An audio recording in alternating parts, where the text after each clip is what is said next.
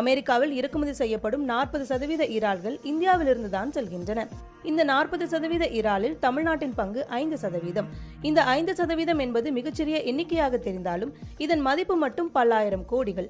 இது மட்டுமில்லாமல் ஆயிரக்கணக்கானவர்களின் வேலைவாய்ப்பும் இதில் அடங்கி இருக்கிறது. ஆனால் அமெரிக்காவின் இந்த புதிய வரி விதிப்பு தமிழ்நாட்டின் இறால் உற்பத்தியை பாதியாக குறைக்க வேண்டிய சூழலுக்கு தள்ளி இருக்கிறது. சமீபத்தில் கூட தூத்துக்குடியிலிருந்து அமெரிக்காவுக்கு கப்பலில் அனுப்பப்பட்ட 500 டன் இறால்கள் கூடுதல் வரி விதிப்பு காரணமாக வாங்க முடியாது என கையை விரித்திருக்கின்றனர் அமெரிக்க வியாபாரிகள். இதனால் நடுக்கடலில் நிற்கும் தங்கள் இறால்களை மீண்டும் இந்தியாவுக்கே கொண்டு வருவதா அல்லது வேறு நாடுகளிடம் குறைந்த விலைக்கு விற்பதா என குழம்பி போய் நிற்கின்றனர் தூத்துக்குடி வியாபாரிகள். இந்த பிரச்சனை வெறும் இறால் ஏற்றுமதியோடு நின்றுவிடவில்லை.